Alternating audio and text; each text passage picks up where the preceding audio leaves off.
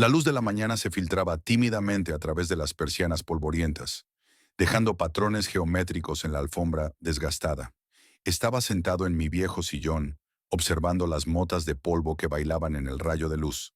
77 años es mucho tiempo para aprender a apreciar estos momentos, especialmente cuando no hay nada más que apreciar. Mi casa, a las afueras de Shreveport, necesitaba una reforma desde hacía tiempo. La pintura de las paredes se había desconchado en algunos sitios. El papel pintado del pasillo se había amarillado con el paso del tiempo, y las tablas del suelo crujían traicioneramente bajo mis pies. Pero no tenía prisa por cambiar nada. Esas paredes guardaban demasiados recuerdos. Me levanté lentamente, apoyándome en el reposabrazos de la silla. La rodilla me dolía de nuevo, un signo inequívoco de que se acercaba la lluvia. Sin embargo, en Shreveport el tiempo rara vez era estable, especialmente a mediados de otoño. Cojeando me dirigí a la cocina, donde me esperaban el café frío y el periódico de la mañana sin leer. El único ritual que se había mantenido inalterable tras la marcha de Esther. Esther, mi esposa, había dejado este mundo 5 años atrás, apagándose silenciosamente a causa de un cáncer de páncreas. Demasiado rápido, demasiado inesperado, dejándome solo con una casa llena de fantasmas del pasado. Nuestras fotos de boda seguían en la repisa de la chimenea y su ropa aún ocupaba la mitad del armario del dormitorio. No tuve la determinación necesaria para deshacerme de esas cosas. A veces me parecía que, si lo dejaba todo como estaba, una mañana me despertaría y encontraría a Esther en la cocina, preparando mis tortitas favoritas con sirope de arándanos. El calendario de la nevera estaba tachado con marcas rojas. Tachaba los días por costumbre, un hábito que me quedaba de cuando trabajaba en el transporte de mercancías. Durante 35 años coordiné las rutas de los camiones, enviando mercancías por todo el sureste del país. El trabajo no me reportaba ni fama ni riqueza, pero me proporcionaba unos ingresos estables y la posibilidad de mantener a mi familia. Ahora, mi pensión apenas me alcanzaba para pagar los servicios públicos y unas modestas compras de comida. El día siguiente en el calendario estaba marcado con un rotulador azul. Mi cumpleaños. 77 años. Una cifra que nunca pensé que alcanzaría, sobre todo teniendo en cuenta los antecedentes familiares de enfermedades cardíacas.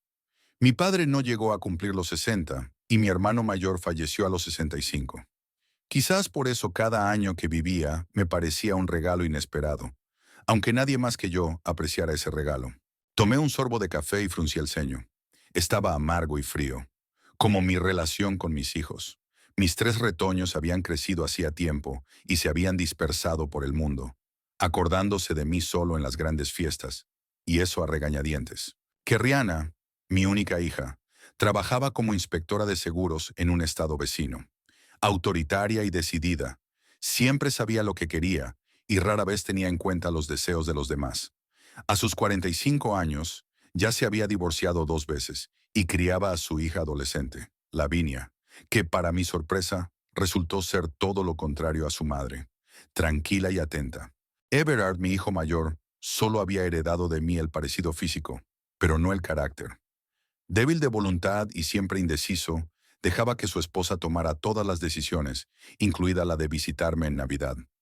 Su trabajo como ingeniero de abastecimiento de agua le proporcionaba unos ingresos estables, que se esfumaban rápidamente en interminables créditos para la casa, el coche y la educación de sus 3 hijos. El menor, Percival, era el más complicado. En su juventud prometía mucho, pero rápidamente se aficionó a la bebida y al juego. Se endeudaba con frecuencia y me pedía ayuda con la misma frecuencia. Durante mucho tiempo perdoné a mi hijo sus debilidades, con la esperanza de que entrara en razón, pero los años pasaban y Percival solo encontraba nuevas formas de decepcionarme. Ahora trabajaba como despachador de taxis. Apenas ganaba lo suficiente para vivir y a menudo desaparecía durante varios días sin dar explicaciones. Terminé mi café y dejé el periódico a un lado. Mi mirada se posó en el teléfono, que llevaba varias semanas en silencio. Los hijos rara vez llamaban sin motivo. Por lo general, sus llamadas significaban problemas, dificultades económicas, conflictos familiares o peticiones inesperadas. Estaba cansado de ser un cajero automático y un pañuelo para sus lágrimas, pero cada vez cedía, esperando una gratitud que nunca llegaba. Sobre la mesa de la cocina había una lista de la compra que había hecho la noche anterior. Iba a prepararme una cena festiva, pequeña pero especial. Pollo asado con romero, puré de patatas y tarta de arándanos de postre. Recetas de Esther que guardaba cuidadosamente en una libreta gastada. Aprendí a cocinar por necesidad tras su muerte, y aunque mis creaciones culinarias no estaban a la altura de las obras maestras de mi difunta esposa, eran perfectamente comestibles. Me vestí lentamente, tratando de no forzar mi rodilla enferma. Pantalones grises, camisa a cuadros, chaqueta de tweed desgastada, mi vestuario habitual desde que me jubilé. Esther siempre decía que con ese atuendo parecía un profesor de literatura, y esa comparación me halagaba, aunque la educación superior siguió siendo para mí un sueño inalcanzable.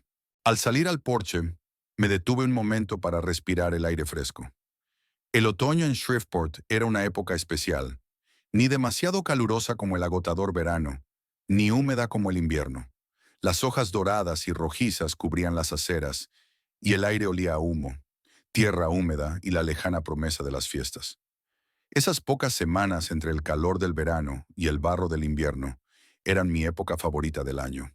De camino a la tienda, pasé por delante de la casa de Winfield Hearst, mi vecino y quizás mi único amigo.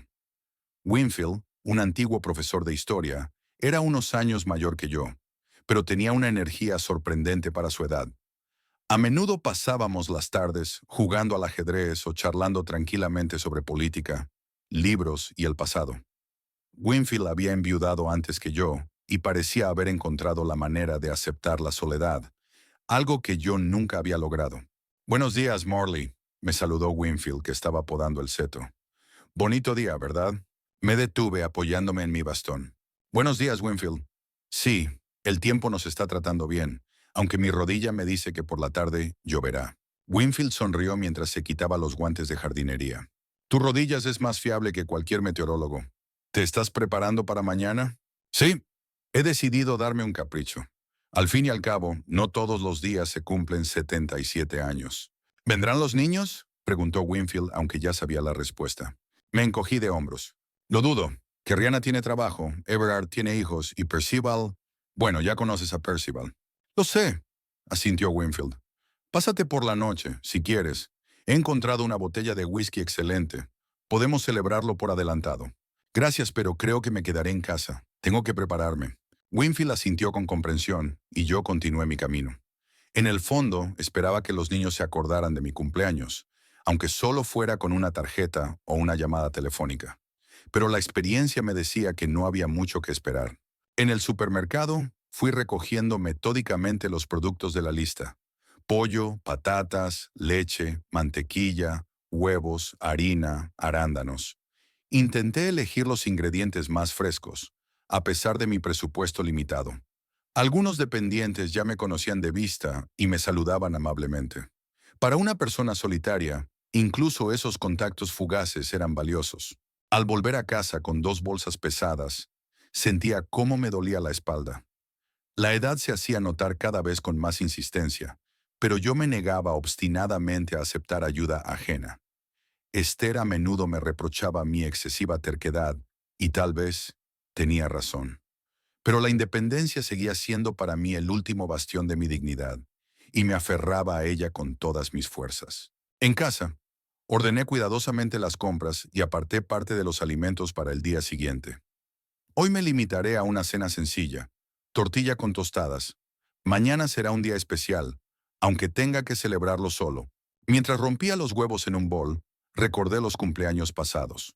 Cuando los niños eran pequeños, Esther siempre organizaba una verdadera fiesta, con un pastel casero, velas y regalos sencillos pero sinceros. Everard regalaba tarjetas hechas a mano, que Rihanna, marcapáginas caseros, y Percival, dibujos en los que yo siempre aparecía como un héroe, grande y fuerte. ¿Cuándo cambió todo? ¿Cuándo las cálidas veladas familiares dieron paso a llamadas formales y felicitaciones de rigor? Quizás todo empezó cuando Rihanna entró en la universidad y por primera vez no vino a casa por Navidad, prefiriendo celebrar las fiestas con sus amigos. O cuando Everard se casó con Doreen, una mujer autoritaria que dejó claro desde el principio que mi familia no era una prioridad para ella. O tal vez cuando Percival me pidió dinero por primera vez para pagar una deuda de juego y con el corazón encogido, le di mis ahorros, destinados a reparar el techo. Mientras cenaba solo, hojeaba un viejo álbum de fotos, el único testigo de tiempos felices. Aquí está Esther con la recién nacida Kerriana en brazos, con el rostro radiante de felicidad.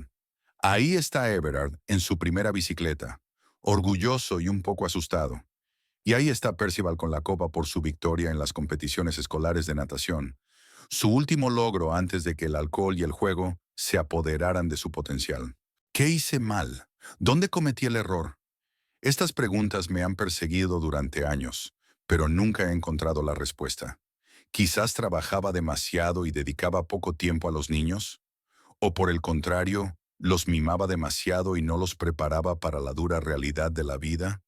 Esther siempre decía que era demasiado blando con los niños, especialmente con Percival.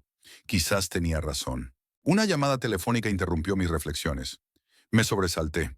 En los últimos años, el teléfono sonaba cada vez con menos frecuencia y cada llamada se convertía en un acontecimiento. Me acerqué lentamente al aparato, preguntándome quién podría ser. Hola, mi voz sonaba insegura. Papá, soy Kerriana. Sentí que mi corazón se aceleraba. Mi hija rara vez llamaba sin motivo. Hola, Kerriana. ¿Ha pasado algo? Al otro lado de la línea se oyó una leve risa. ¿Tiene que pasar algo para que llame a mi padre? Solo quería hablar. Me quedé en silencio, sin saber qué responder. Este repentino ataque de preocupación filial me ponía en alerta. Papá, recuerdo que mañana es tu cumpleaños, continuó Kerriana. 77, ¿verdad? Una fecha importante. Sí, respondí simplemente. Los chicos y yo hemos decidido venir, todos juntos, para darte una sorpresa. Me senté en una silla junto al teléfono. ¿Venían los niños? ¿Todos juntos? Eso no había pasado desde... Ni siquiera recordaba cuándo fue la última vez que se reunió toda la familia. Probablemente en el funeral de Esther. ¿En serio? Pregunté incrédulo. Por supuesto, salimos mañana por la mañana y llegaremos a la hora de comer. No se te ocurra preparar nada, lo traeremos todo nosotros. Solo tienes que esperarnos. Vale, aún no me lo podía creer. ¿Y Lavinia también vendrá? Sí, viene con nosotros. Le han dado el día libre en la universidad. Tiene muchas ganas de verte. Algo en la voz de mi hija me parecía poco natural, demasiado fingido, pero aparté esos pensamientos. Quizás los niños por fin se habían dado cuenta de que yo no era eterno y habían decidido arreglar las cosas antes de que fuera demasiado tarde. Eso es maravilloso, Kerriana. Os estaré esperando. Genial, papá. Pero no se lo digas a nadie, ¿vale? Que sea nuestro pequeño secreto. Después de terminar la conversación, me quedé sentado mucho tiempo mirando el teléfono. ¿De verdad iban a venir? ¿Todos juntos? Kerriana, Everard, Percival, Lavinia. Quizás incluso Everard traería a sus hijos. De repente la habitación me pareció especialmente polvorienta y descuidada.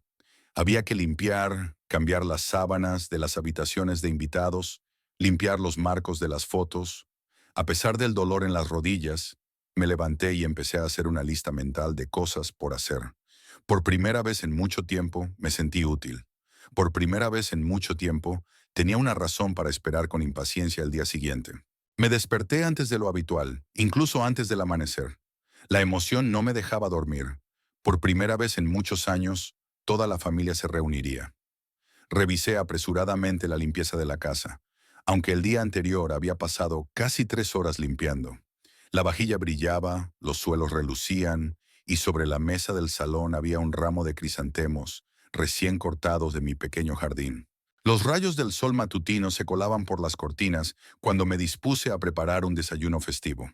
Tortitas con sirope de arce. Esther siempre los preparaba para ocasiones especiales. No estaba seguro de que mis habilidades culinarias estuvieran a la altura de las suyas, pero lo intenté. Kerriana dijo que no preparara la comida, que ellos traerían todo, pero el desayuno era otra cosa. Tenía derecho a darme un capricho en mi cumpleaños. El tiempo se me hacía eterno. Me cambié 2 veces de ropa, sin poder decidirme entre la vieja chaqueta de tweed y el jersey azul que Esther me había regalado poco antes de morir. Me decidí por el jersey que parecía más festivo. Al fin y al cabo, No todos los días se cumplen 77 años. Hacia las 11 oí el ruido de unos coches que se acercaban. Me acerqué a la ventana y vi dos vehículos, el todoterreno de Kerriana y el sedán desgastado de Percival. Mi corazón comenzó a latir más rápido. Realmente habían venido, todos juntos. Me apresuré hacia la puerta, tratando de ignorar el dolor en la rodilla. Quería recibirlos en la puerta, como corresponde al dueño de la casa. Apenas abrí la puerta, vi a Kerriana subiendo los escalones del porche. Llevaba el pelo recogido en un moño severo y una sonrisa de cortesía que no llegaba a los ojos. «¡Feliz cumpleaños, papá!». Me abrazó y sentí el aroma de sus costosas perfumes. Detrás de ella venía Everard, algo más corpulento desde la última vez que nos vimos, con entradas que lo hacían parecerme a mí mismo en mi juventud. Me dio una torpe palmada en el hombro. «Hola, padre, ¿se te ve bien?». Percival, mi hijo menor, se movía impaciente de un lado a otro al pie de la escalera, sin muchas ganas de subir. En su rostro se leía una mezcla de irritación y preocupación. Me saludó con un breve movimiento de cabeza y se dedicó a descargar el maletero. «¡Abuelo!». La voz melodiosa de Lavinia fue el único sonido sinceramente alegre. Mi nieta, la hija de Kerriana, corrió hacia mí y me abrazó con fuerza. «Te he echado tanto de menos». «Yo también te he echado de menos, pequeña», respondí, aunque solo por costumbre se podía llamar pequeña a Lavinia. A sus 19 años ya era una chica esbelta y segura de sí misma, con los rasgos faciales de su madre, pero con una mirada más suave. Invité a todos a entrar en casa y observé con sorpresa cómo Percival y Everard sacaban de los maleteros no paquetes festivos ni pasteles, sino maletas.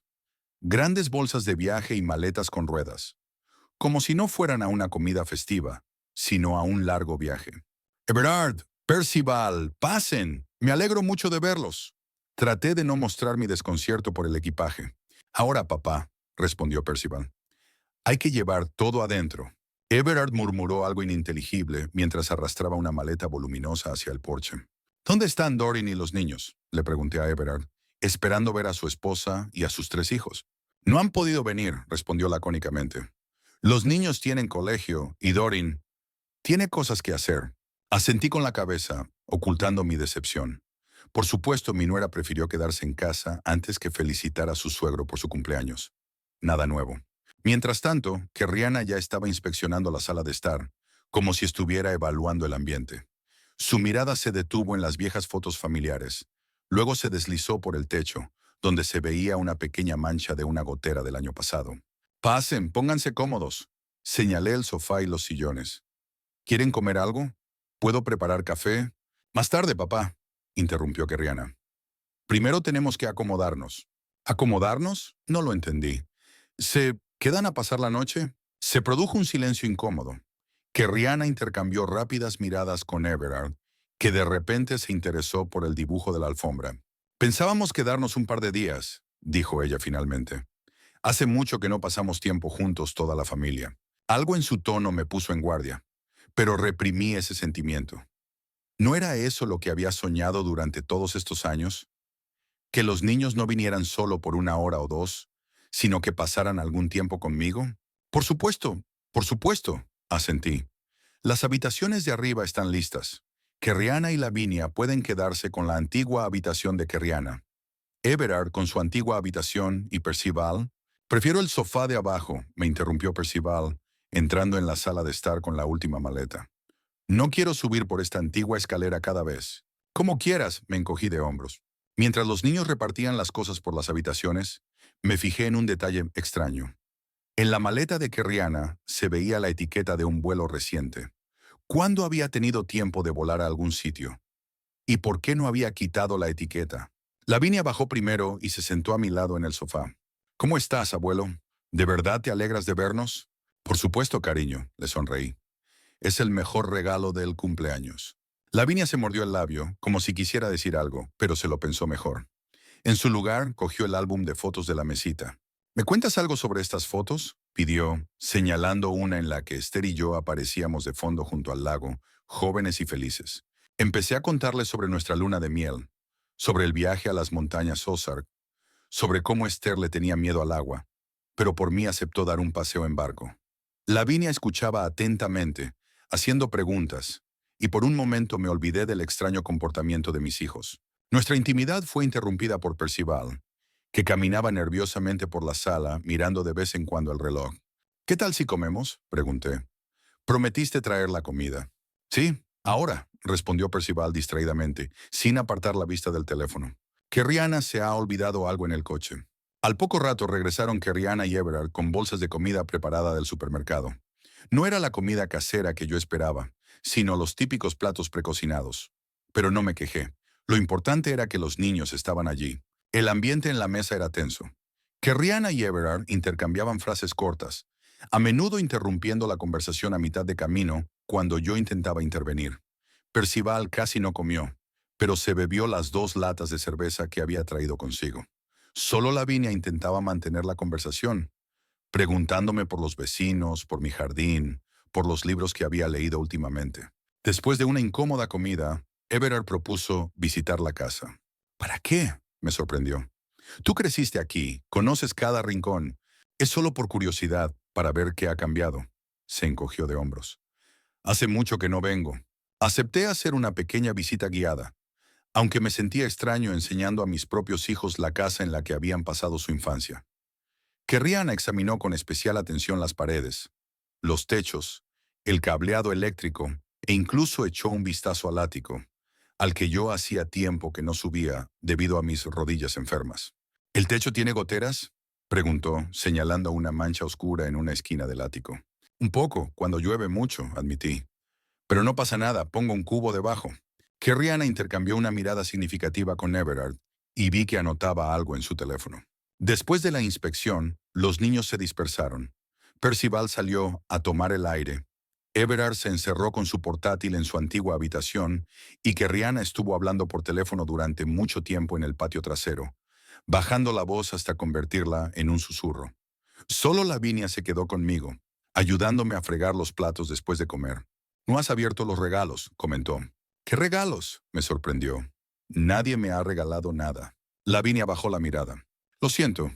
Pensaba, te había preparado un regalo, pero mamá dijo que se lo daríamos todo por la noche. Algo en su voz me alarmó. Lavinia, ¿qué pasa?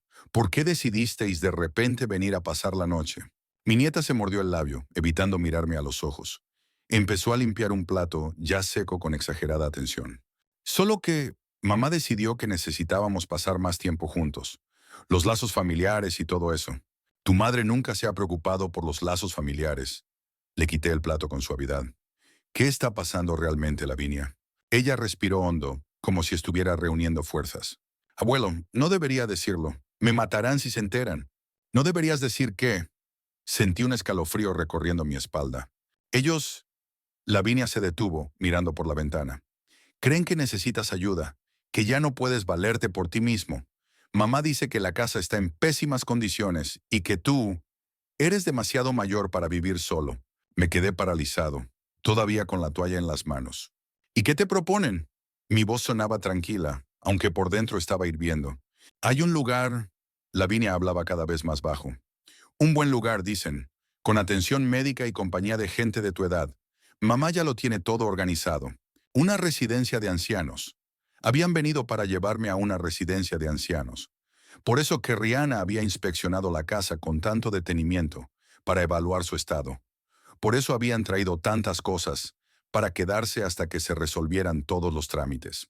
¿Y qué pasará con la casa?, pregunté, aunque ya sabía la respuesta. Lavinia no tuvo tiempo de responder. Rihanna entró en la cocina y miró a su hija con recelo. ¿Qué están susurrando? Le estaba enseñando a mi abuelo fotos de la universidad, mintió rápidamente Lavinia, sacando su teléfono. Rihanna claramente no se lo creyó, pero no siguió con el tema. Papá, estamos pensando en organizar una cena festiva esta noche. ¿Qué tal si invitamos a tu vecino? ¿Winfield, creo? Sí, claro, respondí distraídamente, todavía procesando las palabras de Lavinia. Iré a invitarlo. Al salir de casa, respiré profundamente el aire fresco. Mis pensamientos se entremezclaban. ¿Era posible que mis propios hijos hubieran venido no para felicitarme, sino para deshacerse de mí? ¿Para enviarme a una residencia de ancianos y la casa? ¿Qué pensaban hacer con la casa? ¿Venderla? ¿Repartirse el dinero? La casa de Winfield estaba a 2 manzanas de la mía. Caminé lentamente por la acera, apoyándome en el bastón con más fuerza de lo habitual. Me dolía la rodilla, seguramente porque el tiempo realmente iba a empeorar. Winfield estaba en el jardín, podando los rosales. Al verme me saludó con la mano. «¡Feliz cumpleaños, viejo amigo! ¿Qué tal la celebración?» «Han venido los niños», dije acercándome. «Todos juntos». «¡Menuda sorpresa!», Winfield dejó las tijeras de podar. «Me alegro por ti». «No estoy seguro de que haya mucho que alegrarse», bajé la voz, aunque nadie podía oírnos. «Parece que tienen planes para mí y para la casa». Winfield frunció el ceño y se secó las manos en el delantal de jardinería. «Anna de Severney, ¿a qué te refieres?» Le conté brevemente el extraño comportamiento de los niños, las maletas, la inspección de la casa y la conversación con Lavinia. «¿Una residencia de ancianos?» Winfield negó con la cabeza. «¿Hablan en serio?» «Eso parece», suspiré. «Que Rihanna te ha invitado a cenar. Si quieres, claro». «Por supuesto que iré». Winfield me puso la mano en el hombro. «No te preocupes antes de tiempo. Quizá hayas malinterpretado a Lavinia». «Quizá», asentí sin creer en mis propias palabras. «En cualquier caso, me alegraré de verte en la cena. Al menos habrá una persona que se alegrará de verme». «Morley», Winfield se puso serio de repente. «Hay algo que debes saber.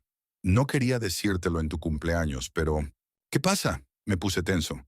«Ayer por la noche, cuando ya había anochecido, vi a Percival. Estaba dando vueltas alrededor de tu casa, mirando algo. Al principio pensé que había llegado antes para darte una sorpresa, pero se comportaba de forma extraña. No dejaba de mirar a su alrededor, como si temiera que lo vieran. Luego se quedó mucho tiempo junto al garaje, mirando algo. Lo llamé, pero fingió no oírme. Se subió al coche y se marchó. Sentí cómo se me helaba la sangre en las venas. «Namana, ¿estás seguro de que era Percival?» «Absolutamente. Reconocería su forma de andar entre mil». Winfield negó con la cabeza. «No quiero asustarte, pero mantente alerta. Algo no va bien aquí». Le di las gracias a mi amigo y volví lentamente a casa. Las nubes se condensaban, tanto en el cielo como en mi alma. En todos los años que llevaba criando a mis hijos, nunca imaginé que llegaría el día en que tendría que temer a mis propios descendientes. Pero parecía que ese día había llegado. Al acercarme a la casa, vi a Percival fumando en el patio trasero, paseándose nerviosamente de un lado a otro. Al verme, apagó rápidamente el cigarrillo y se escondió en la casa. Me detuve un momento, mirando la vieja casa de 2 pisos que había sido mi refugio durante los últimos 40 años. ¿Qué estaban tramando? ¿Y qué podía hacer para protegerme a mí mismo y a mi hogar? Con el corazón encogido subí los escalones del porche, preparándome para una velada que prometía ser mucho menos festiva de lo que esperaba esa misma mañana. Al atardecer, la casa se llenó del aroma de la comida, pero no de la comida casera que yo había planeado preparar, sino de la comida traída de un restaurante. Que Rihanna insistió en pedir la cena para que no te cansaras en tu día, papá. Los cubiertos tintineaban, las copas de vino se llenaban y la conversación en la mesa fluía de forma poco natural, como una obra de teatro mal ensayada. Winfield llegó puntualmente a las 6. Trajo una botella de buen whisky y un libro, una vieja edición de Steinbeck que llevaba mucho tiempo queriendo leer. Su presencia alivió un poco la tensa atmósfera, aunque noté las miradas cautelosas que Rihanna le lanzaba. Por el cumpleañero», proclamó Winfield levantando su copa.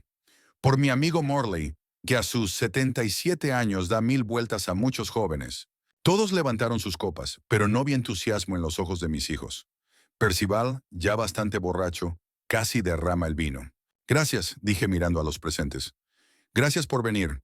Esto es lo que me faltaba. Cenas familiares. Deberíamos reunirnos más a menudo», dijo Rihanna con una sonrisa forzada. «Especialmente ahora, cuando te estás haciendo mayor».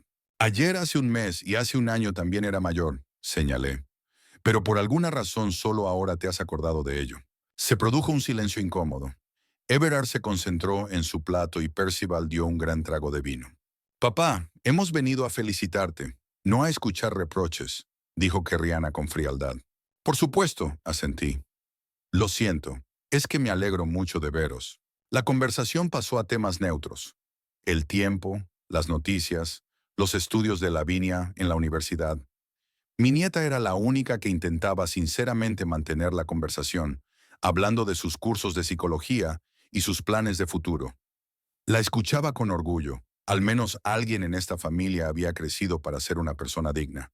Después del postre, una tarta comprada en la pastelería, en lugar de mi pastel de arándanos que seguía sin poder comerse en la nevera, Kerriana propuso pasar al salón. Winfield se dispuso a irse a casa, alegando que era tarde. ¿Estás seguro?, le pregunté mientras acompañaba a mi amigo a la puerta. Ni siquiera son las 8.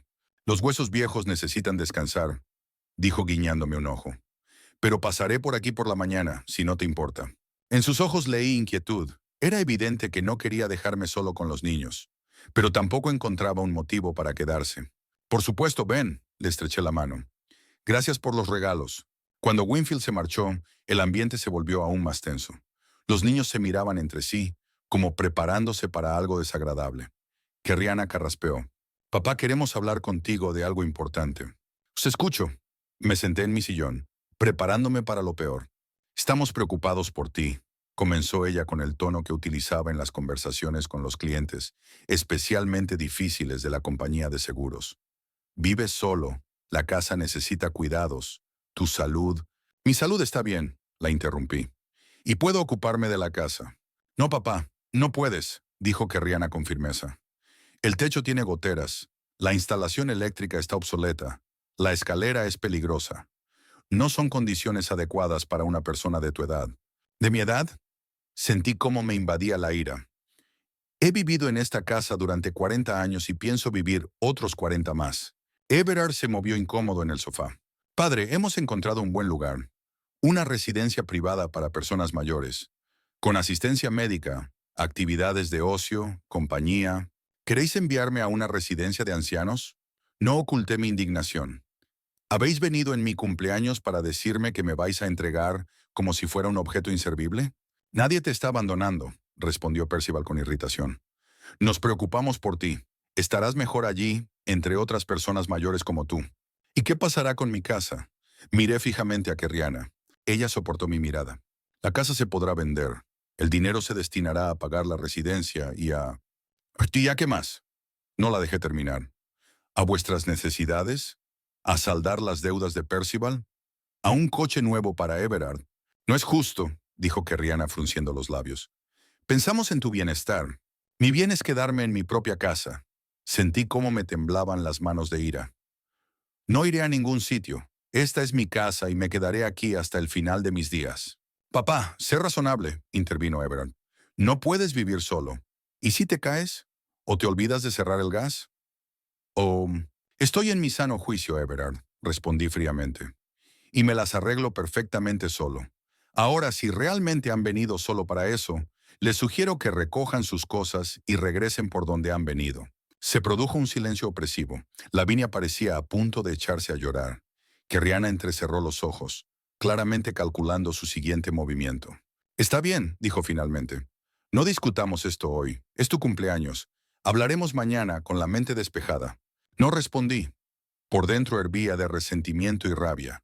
Mis propios hijos no habían venido a felicitarme, sino a deshacerse de mí y quedarse con mi casa. El resto de la noche transcurrió en una conversación tensa. Kerriana intentó aliviar la tensión preguntándome por los vecinos y por mis actividades diarias, pero yo respondía con monosílabos. Percival pronto se fue al porche a fumar y luego se tumbó en el sofá y fingió estar dormido. Everard se sumergió en su teléfono. Solo Lavinia intentó animar la velada de alguna manera, mostrándome fotos de la universidad y contándome historias divertidas sobre sus compañeros de residencia. Hacia las 10, alegué cansancio y subí a mi dormitorio, aunque normalmente me acostaba mucho más tarde. Simplemente no podía soportar más la compañía de mis hijos. En la habitación me senté un buen rato en el borde de la cama, reflexionando sobre la situación. ¿Qué podía hacer? ¿Cómo enfrentarme a ellos? Son personas adultas e independientes, y yo solo soy un anciano al que quieren echar de su propia casa. Las paredes de la habitación parecían oprimirme. Me acerqué a la ventana y la abrí un poco para que entrara aire fresco. Desde el patio trasero llegaban voces. Kerriana y Percival discutían sobre algo. Me quedé escuchando. No podemos esperar eternamente, dijo Kerriana con irritación. Es un viejo testarudo. Nunca aceptará voluntariamente. ¿Y qué propones? La voz de Percival sonaba nerviosa. ¿Llevarlo por la fuerza? Si es necesario, respondió Kerriana con frialdad. Mejor quemarlo todo que arrastrar esta vieja ruina. Me quedé paralizado junto a la ventana. ¿Quemarlo? ¿De qué está hablando? ¿De la casa? ¿O de mí? ¿Estás loca?, siseó Percival. Eso es incendio premeditado. Es un delito. No es incendio premeditado, es un accidente, dijo Kerriana con voz firme y decidida. Cableado viejo, un cigarrillo olvidado, cualquier cosa puede pasar. Me alejé de la ventana sin dar crédito a mis oídos. ¿Mi propia hija planeaba incendiar la casa? ¿Con qué propósito? ¿Para cobrar el seguro? ¿O simplemente para deshacerse de mí y del problema que suponía la vieja casa? ¿Y si él sufre algún daño?, preguntó Percival en voz baja, tan baja que apenas pude oírlo. No sufrirá ningún daño, respondió Kerriana. Estaremos allí. Solo se quemará la vieja casa y llevaremos a papá a un lugar donde lo cuiden. Es por su propio bien. Me alejé de la ventana, sintiendo que me fallaban las piernas. Mis hijos, mis propios hijos planeaban un incendio. Me senté en la cama, tratando de asimilar lo que había oído.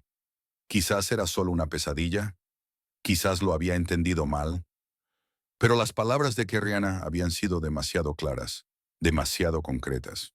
¿Qué debía hacer? ¿Llamar a la policía? ¿Quién creería que unos niños planeaban incendiar la casa de su padre? Simplemente dirían que estaba volviéndome loco. ¿Marcharme? ¿A dónde? ¿De noche con las rodillas doloridas y sin dinero? Decidí no desvestirme y acostarme tal cual, con la ropa puesta. Por si acaso. Si pasaba algo, estaría preparado.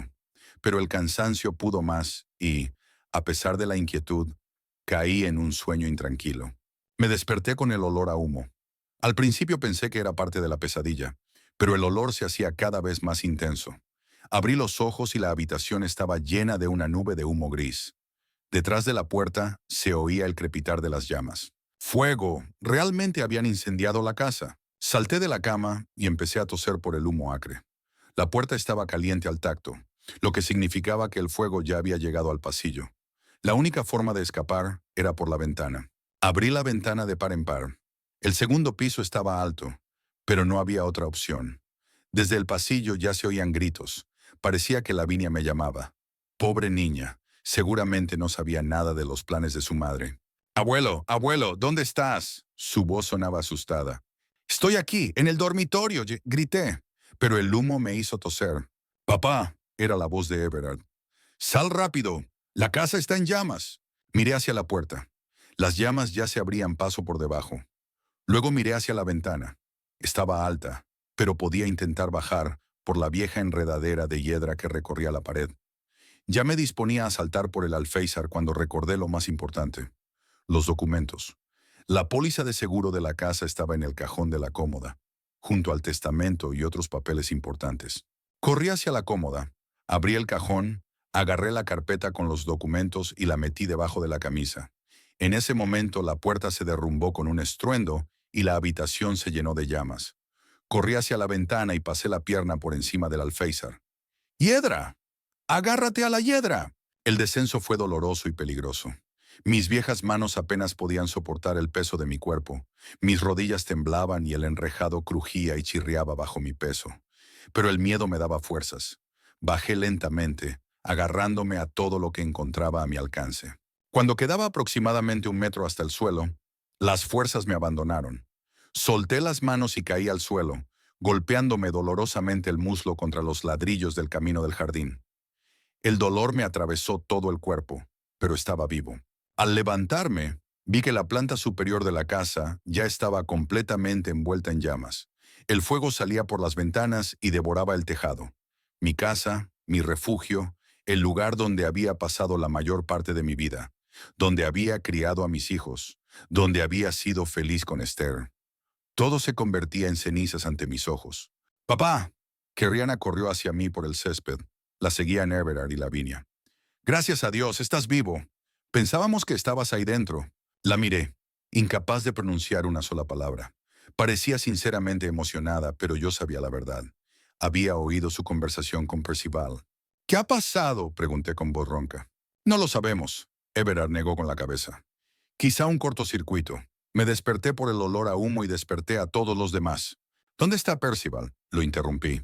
Está llamando a los bomberos, dijo Kerriana, señalando la carretera, donde Percival estaba efectivamente de pie con el teléfono pegado a la oreja. Me miré. Pantalones de pijama, camiseta, pies descalzos, todo lo que me quedaba. No, no todo. Todavía tenía mis documentos, bien escondidos bajo la camiseta. Pronto llegaron los camiones de bomberos, pero ya no había nada que salvar. La casa ardía como una antorcha gigante, iluminando el cielo nocturno. Los vecinos salieron a la calle. Alguien me trajo una manta, otro unas zapatillas. Winfield estaba a mi lado, con la mano en mi hombro.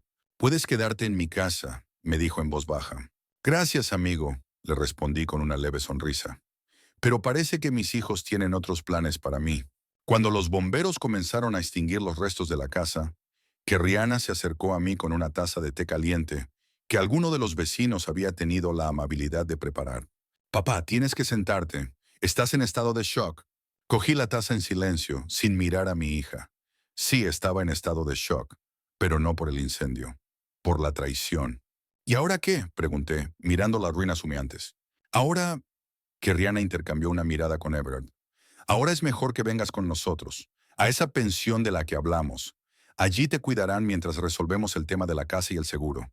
«¿El seguro?», levanté la vista hacia mi hija. «¿Sabes algo del seguro?». «Por supuesto», ella se encogió de hombros. «Trabajo en una compañía de seguros, ¿recuerdas? Te ayudaré a tramitar todos los documentos. La indemnización debería cubrir los gastos de tu estancia en la pensión». «Qué conveniente», no pude ocultar la amargura en mi voz. «¿A qué te refieres?», que Rihanna frunció el ceño. «A nada», aparté la mirada. «Es solo una coincidencia. Hablamos de una residencia de ancianos y esa misma noche la casa se incendia». «¿Acaso crees que nosotros prendimos fuego a la casa?», se indignó Kerriana. «¿Cómo puedes? Somos tus hijos». Me quedé callado. No tenía sentido discutir. No tenía pruebas, solo una conversación que había escuchado por casualidad.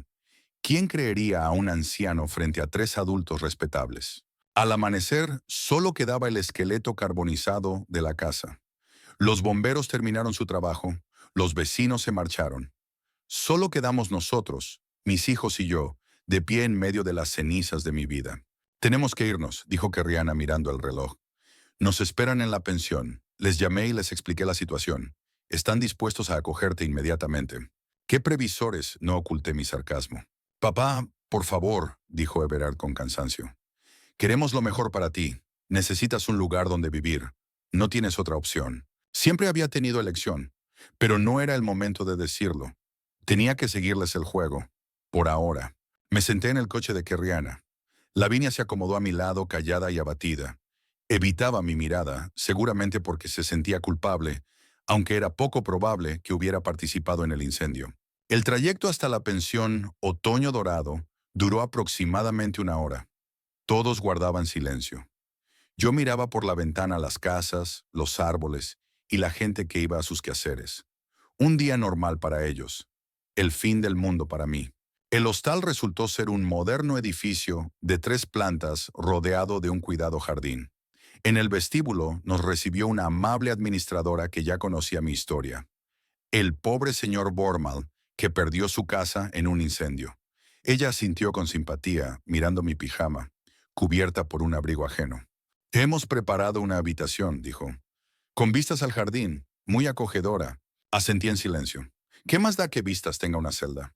Kerriana se ocupó de los trámites. Everard y Percival se quedaron en el vestíbulo. Lavinia se ofreció a acompañarme a la habitación. «Abuelo», dijo en voz baja cuando nos quedamos solos en el pasillo. «No lo sabía. Te juro que no sabía lo que tramaban». Le acaricié la cabeza. «Lo sé, pequeña. Tú no eres como ellos». La habitación estaba limpia y era realmente acogedora. Una cama, un sillón, un televisor, un pequeño armario. Pero no era mi habitación, no era mi casa. «¿Necesitas algo?», preguntó Lavinia. «¿Quizás agua?» «No, gracias», me senté en el borde de la cama. «Ve con tu madre, estará buscándote». Lavinia salió a regañadientes, dejándome solo. Por fin saqué de debajo de la camiseta la carpeta con los documentos. La póliza de seguro estaba en su sitio, intacta y sin daños. Y lo más importante, estaba a mi nombre. Que Rihanna no sabía un detalle importante. Nunca había incluido a los niños en el seguro. Era mi pequeño seguro contra su codicia. Cuando regresaron, yo ya estaba tumbado en la cama, fingiendo dormir. Que Rihanna se sentó a mi lado. Papá, tenemos que irnos. Volveremos dentro de un par de días cuando te hayas adaptado. Te traeremos ropa y todo lo que necesites. Estarás mejor aquí, añadió Everard.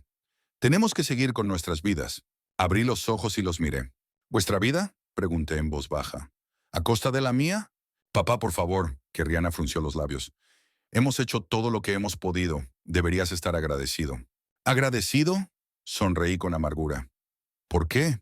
¿Por haberme quitado mi hogar? ¿Por haberme metido aquí como si fuera un objeto inservible? Te salvamos del incendio, se indignó Percival. ¿De verdad? Lo miré fijamente.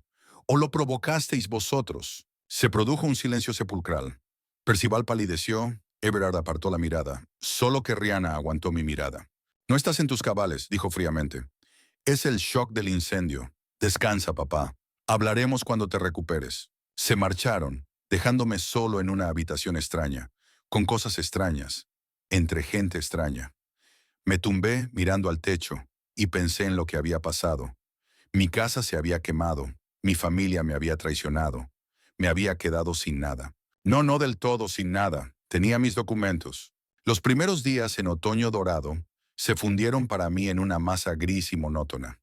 Me despertaba a las 6:30 con el timbre, desayunaba a las 7 en el comedor común, luego venía la ronda matutina de la enfermera, que me tomaba la atención y me daba pastillas que yo no tomaba. Después me sentaba aburrido en la sala de descanso frente al televisor junto con los demás residentes de la residencia.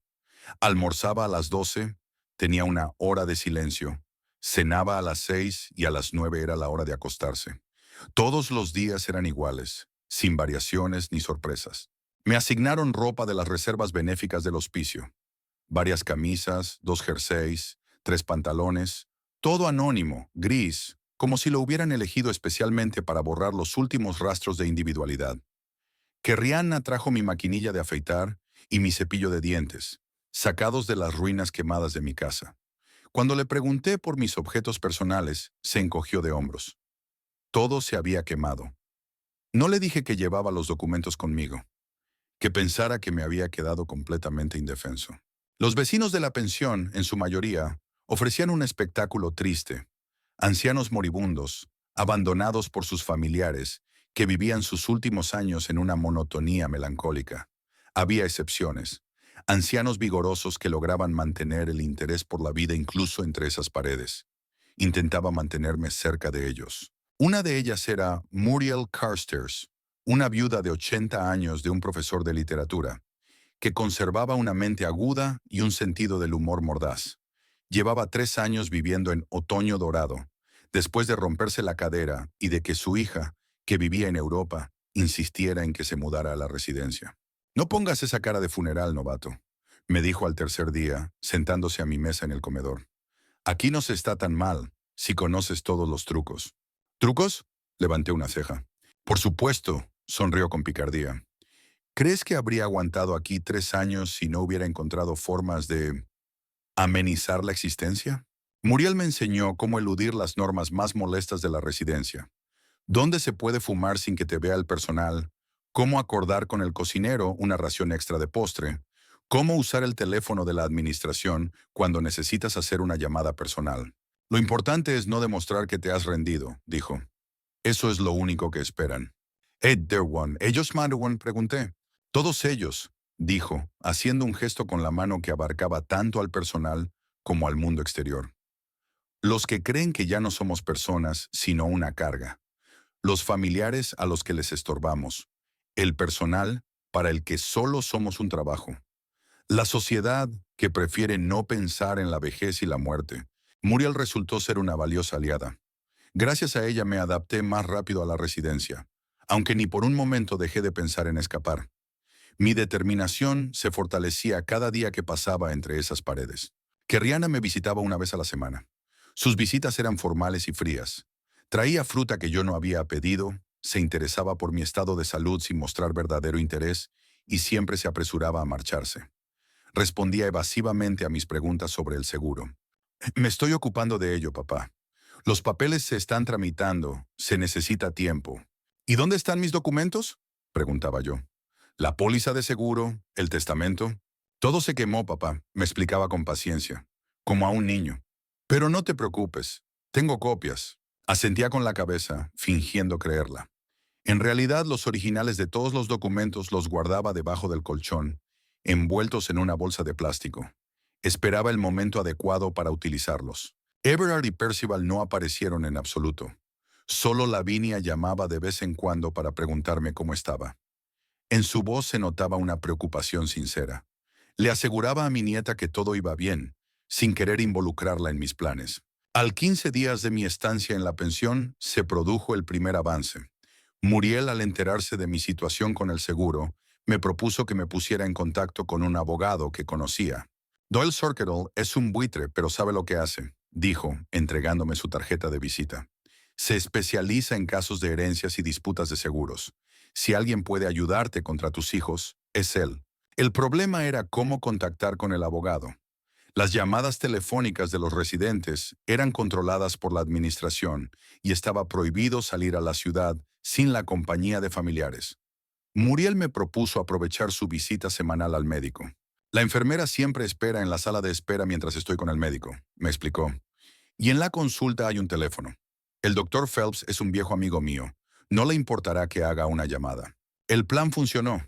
Durante la visita al médico, Muriel llamó a Doyle Sorkett y le explicó brevemente la situación. El abogado accedió a reunirse conmigo, pero surgió un nuevo problema. ¿Cómo llevarlo a la residencia? Los visitantes tenían que registrarse, y yo no quería que la administración, que colaboraba estrechamente con Kerriana, supiera de mi contacto con el abogado. La solución llegó de forma inesperada. Uno de los celadores, un joven llamado Lennox, trabajaba como vigilante nocturno y era el único que estaba de guardia en la residencia después de las 10 de la noche. Muriel sabía que no le importaba ganar un dinero extra haciendo la vista gorda ante pequeñas infracciones de las normas. Por $200 hará pasar a tu abogado por la puerta trasera, dijo. Solo hay que conseguir primero esos $200. Tenía el dinero, una pequeña cantidad en efectivo que siempre guardaba en un escondite en casa y que logré coger antes del incendio. No era mucho, pero suficiente para el soborno. La reunión con Doyle Sorkettle tuvo lugar el 18º día de mi encarcelamiento. El abogado resultó ser un hombre delgado de unos 50 años, con rasgos afilados y mirada atenta. Se coló en mi habitación por la puerta trasera bajo el manto de la noche, escoltado por Lennox, a quien había sobornado. Señor Wormalde, Doyle me estrechó la mano con un apretón firme y seco. La señora Carstairs me ha explicado su situación. Parientes deshonestos, casa quemada, seguro controvertido. ¿Es así? No es del todo controvertida. Saqué una carpeta con documentos de debajo del colchón. Aquí está la póliza de seguro original. Como puede ver, está mi nombre. Los niños no tienen nada que ver con ella. Doyle examinó atentamente los documentos, levantando las cejas de vez en cuando. Muy previsor por su parte, señor Bormal. Dio la vuelta a la última página. La póliza es totalmente válida. El pago debe hacerse personalmente a usted. Su hija no tiene derecho a disponer de ese dinero sin su autorización. ¿Y si de alguna manera consigue ese dinero?, pregunté. Trabaja en una compañía de seguros. Tiene contactos. Eso sería un fraude directo. Doyle negó con la cabeza. Un delito penal. Pero no se preocupe, no lo permitiremos. Discutimos un plan de acción. Doyle se pondría en contacto con la compañía de seguros en mi nombre, presentaría los documentos originales y se aseguraría de que el pago se realizara en una nueva cuenta bancaria que él me ayudaría a abrir. Kerriana no debía saber nada de esto. ¿Y qué hay del incendio?, pregunté. Estoy seguro de que mis hijos prendieron fuego a la casa. Doyle se frotó la barbilla. Será difícil demostrarlo si no hay pruebas directas. Pero si quiere presentar una denuncia ante la policía... No, negué con la cabeza. No quiero juicios, solo quiero recuperar mi dinero y empezar una nueva vida. Sin ellos. Entiendo, asintió Doyle. En ese caso, centrémonos en el seguro.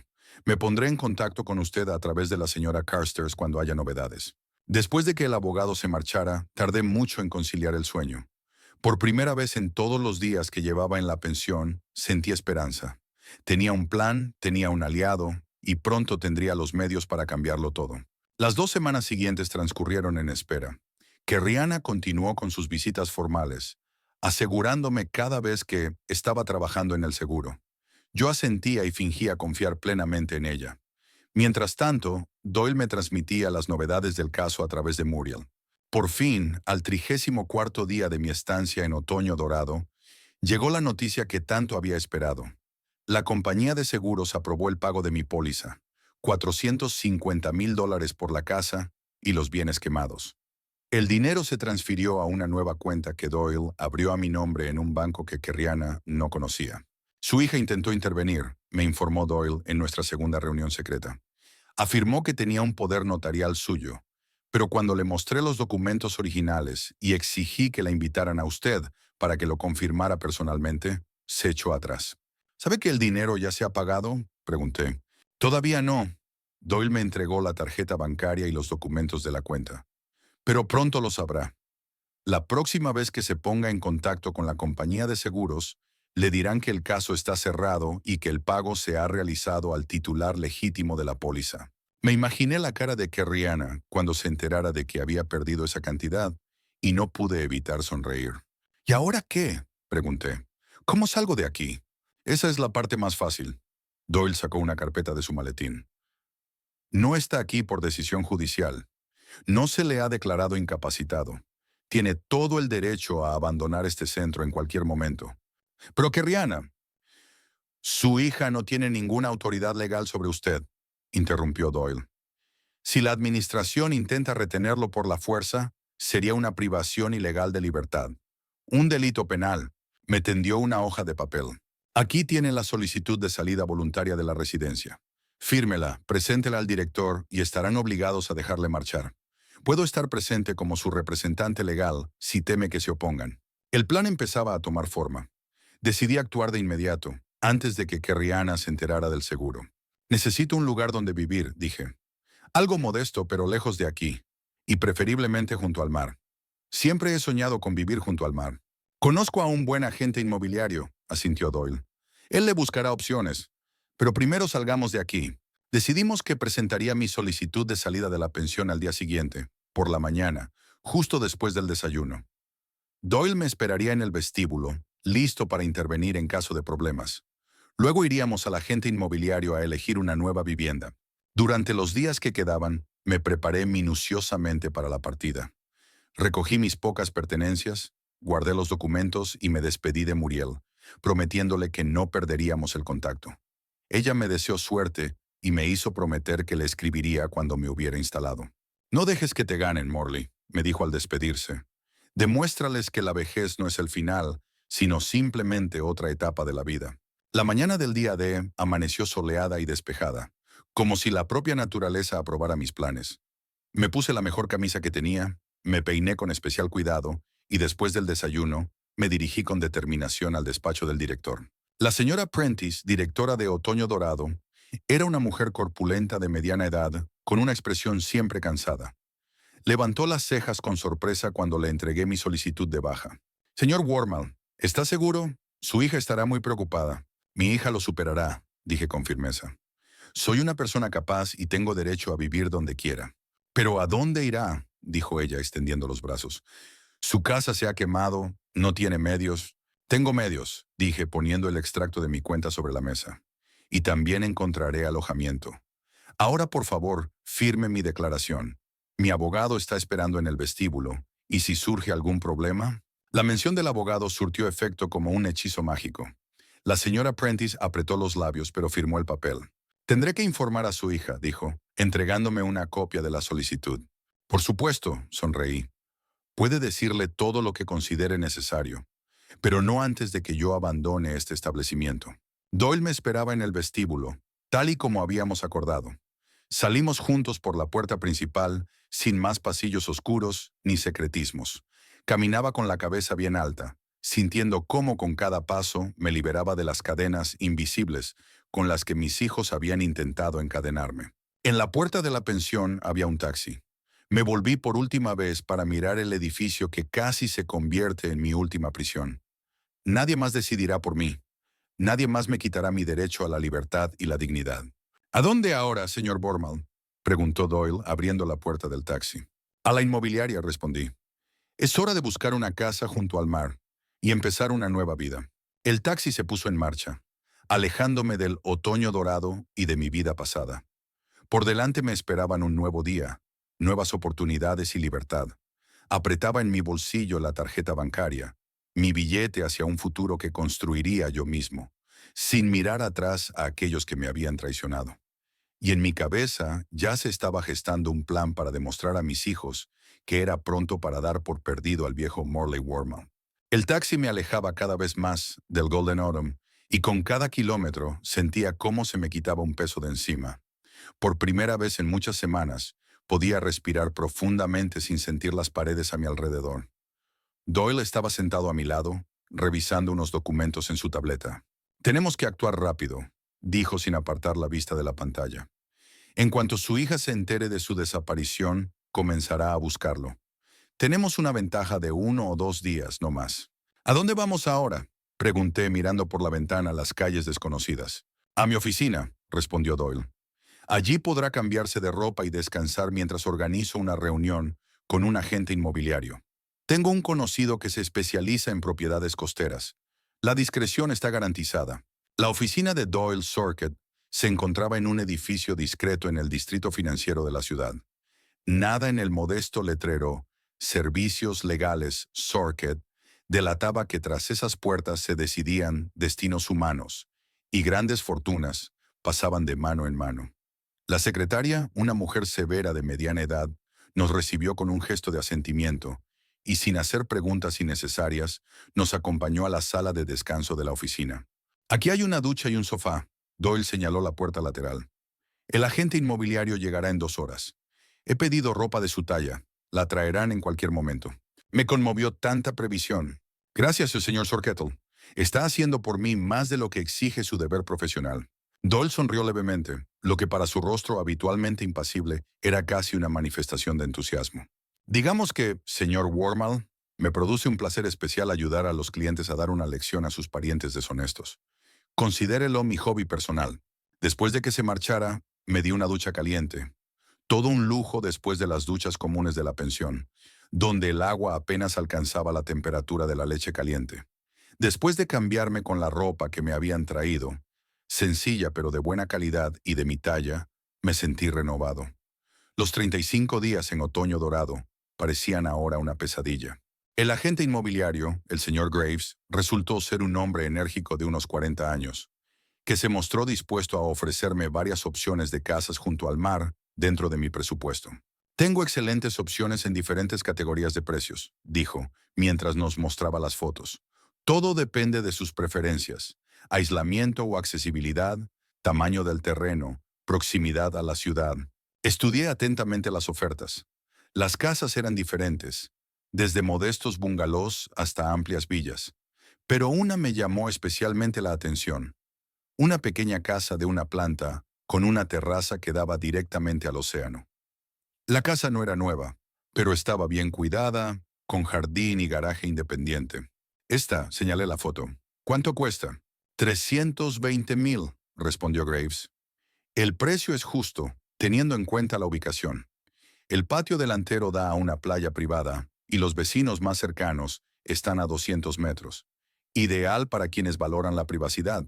Intercambié una mirada con Doyle, quien asintió con la cabeza, aprobando la elección. Podemos visitarla hoy, propuso el agente inmobiliario. Los propietarios ya se han mudado. La casa está vacía. 1 hora más tarde ya estábamos en camino. El trayecto duró unas 2 horas. La casa estaba en un pequeño pueblo costero, lo suficientemente lejos de Shreveport como para que mis hijos no pudieran encontrarme por casualidad. Cuando el coche finalmente giró por una estrecha carretera que conducía a la costa, me quedé sin aliento ante la vista que se abría ante mí. El océano se extendía hasta el horizonte, brillando con todos los tonos de azul bajo el brillante sol del mediodía. La casa era incluso mejor que en las fotos. Pequeña pero acogedora, con un amplio salón que daba a la terraza, 2 dormitorios, cocina y despacho. Todo era sencillo, pero de buena calidad, sin lujos, pero con buen gusto. Recorrí las habitaciones sintiendo que, con cada paso, esa casa se convertía en mía. Me lo quedo, dije, saliendo a la terraza y mirando el océano. ¿Cuánto tiempo llevará a tramitarlo? Si se paga en efectivo y no hay hipoteca, unos días, respondió Graves. Puedo empezar el proceso hoy mismo. Esa misma noche, Doyle y yo volvimos a la ciudad para tramitar todos los documentos necesarios. Pagué el depósito y firmé el contrato preliminar de compraventa. El proceso se había puesto en marcha y, en una semana, yo sería el propietario legítimo de una casa junto al mar. Al día siguiente, Doyle me consiguió un alojamiento temporal, una pequeña habitación en un motel anodino, a las afueras de la ciudad. Allí debía esperar a que se tramitaran los documentos de la casa, sin llamar la atención. Su hija ya sabe que se ha ido de la residencia, me informó Doyle cuando vino a visitarme por la noche. Llamó al director de Otoño Dorado y montó un escándalo. Exigió información sobre dónde se había ido usted. No, ¿y qué le respondieron? Que usted había ejercido su derecho legal a abandonar el centro y no estaba obligado a informar de su destino. Doyle se permitió esbozar una sonrisa. La señora Prentice tiene mucho miedo a las demandas judiciales, sobre todo después de que le mencionara las posibles consecuencias legales de la retención ilegal de un paciente. ¿Y Carrion sabe lo del seguro? Todavía no, pero pronto lo sabrá. Me han informado de que ha concertado una cita en la compañía de seguros para mañana. Creo que le espera una desagradable sorpresa. La semana en el motel se me hizo muy larga. Rara vez salía de la habitación, por miedo a que los niños me buscaran por la ciudad. Pedía comida a la habitación, veía la televisión, leía mucho. Gracias a que Doyle me traía libros. Y esperaba a poder mudarme a mi nueva casa. Por fin llegó el día. Todos los documentos estaban listos. La casa era oficialmente mía. Doyle vino a buscarme temprano por la mañana y nos dirigimos a mi nueva casa, mi nuevo mundo. Por el camino Doyle me contó que Kerriana había intentado impugnar el pago del seguro al enterarse de que el dinero ya me había sido transferido. Afirmaba que usted era incapaz y no podía disponer de tal suma, dijo Doyle.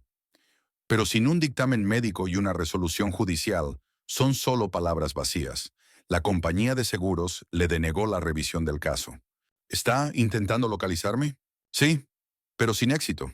Incluso ha contratado a un detective privado, pero él la está buscando en la ciudad. A nadie se le ocurriría que usted ha comprado una casa junto al mar. No encaja en absoluto con la imagen de anciano indefenso que ella ha creado. Negué con la cabeza. Que Rihanna siempre me había subestimado. Me consideraba débil, dependiente, incapaz de tomar decisiones. Era hora de demostrarle lo equivocada que estaba. Mi nueva casa me recibió con luz solar y el sonido de las olas.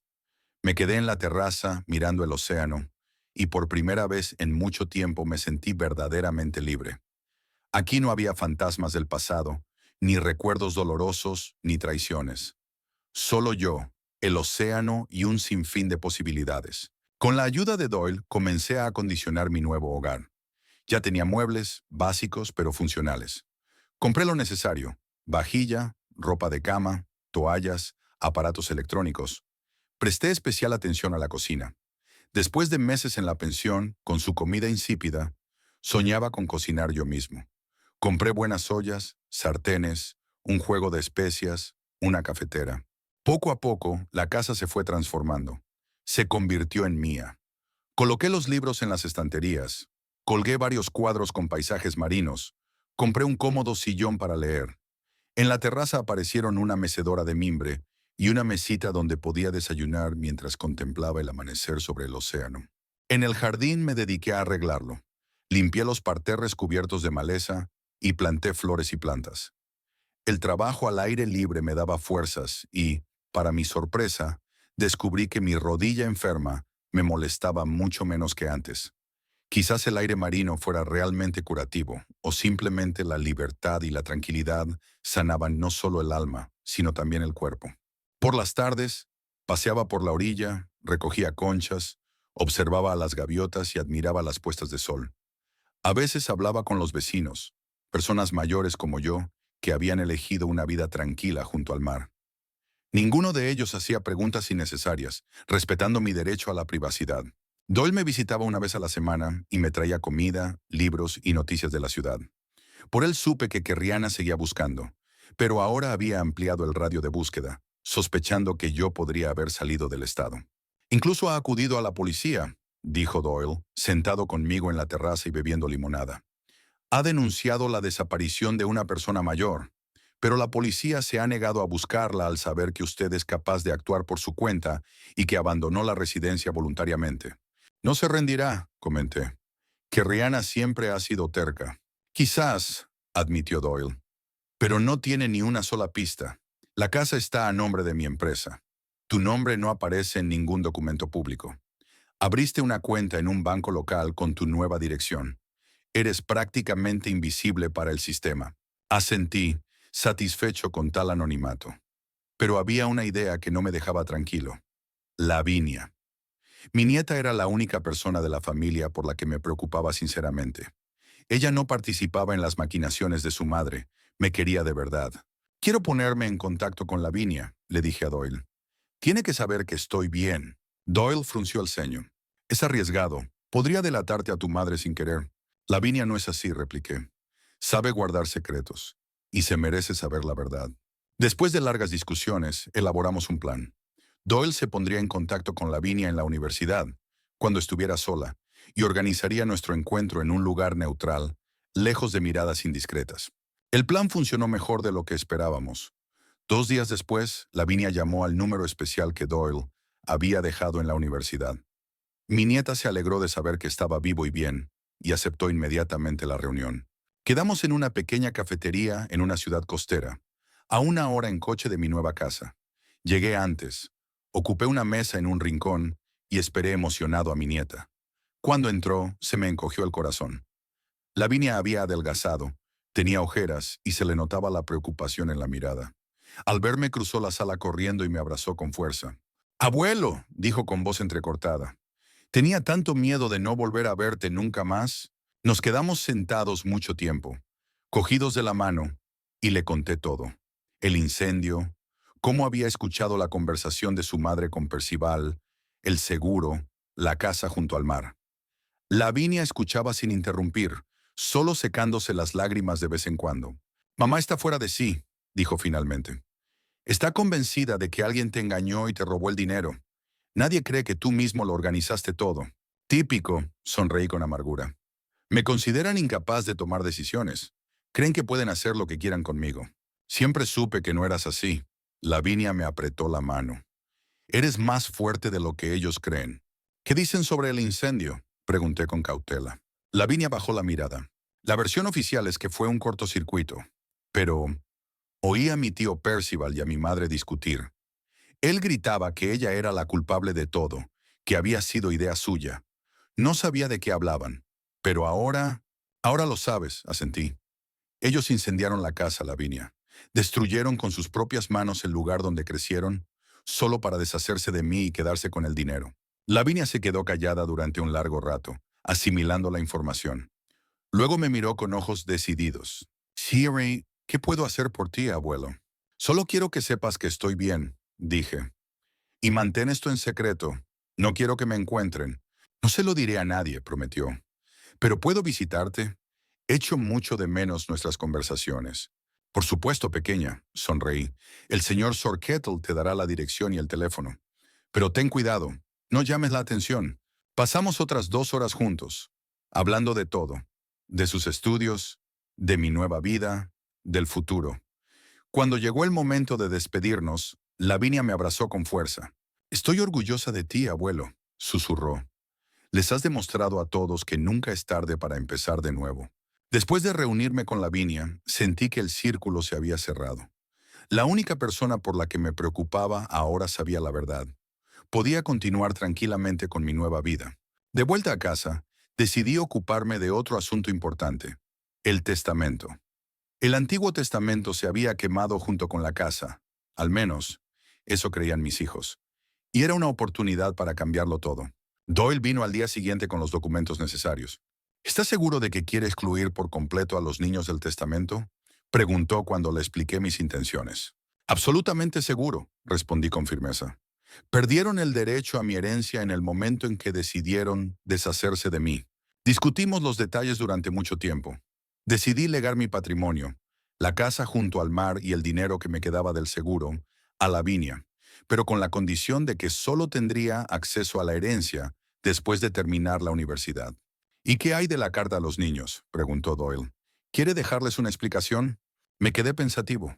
Una parte de mí quería expresar todo lo que se había acumulado en mi corazón, acusarlos de traición, de crueldad, de intentar destruirme. Pero otra parte entendía que eso no tenía sentido. No escucharían, no entenderían, no se arrepentirían. Sí, decidí finalmente. Les escribiré una carta, pero no será una explicación, sino una notificación. Deben saber que lo han entendido todo y que he sacado mis conclusiones. Doyle sintió y me tendió una hoja de papel en blanco. La miré durante un buen rato, buscando las palabras adecuadas. Luego empecé a escribir: a Carrie, Everard y Percival. Ya no sois herederos. Todo el dinero irá a parar a Lavinia cuando termine la universidad. La casa junto al mar que compré con el dinero del seguro también será para ella. Sé lo que habéis hecho. Escuché vuestra conversación la noche antes del incendio. Vi cómo destruíais la casa en la que crecisteis por dinero. Estabais dispuestos a encerrarme en una residencia de ancianos para el resto de mi vida con tal de quedaros con mis propiedades. Pero te equivocaste. Resulté ser más inteligente de lo que pensabas, más fuerte de lo que esperabas. Y ahora vivo una nueva vida de la que nunca sabrás nada. No me busques. No intentes impugnar este testamento. Solo recibirás lo que te mereces. Nada. Morley Wormel. Firmé la carta y se la entregué a Doyle. Incluye esto en el testamento. Que lo lean cuando yo ya no esté. Doyle asintió y guardó la carta en la carpeta con los documentos. Luego firmamos el testamento en presencia de dos testigos, unos vecinos que Doyle había traído consigo. Cuando se completaron todos los trámites, sentí un extraño alivio. Era como si se hubiera cortado el último hilo que me unía al pasado. Ahora era realmente libre, libre de obligaciones, de decepciones, de traiciones. Por la noche me senté en la terraza a contemplar la puesta de sol sobre el océano. Las olas rompían en la orilla, borrando las huellas en la arena, igual que el tiempo borra los recuerdos dolorosos.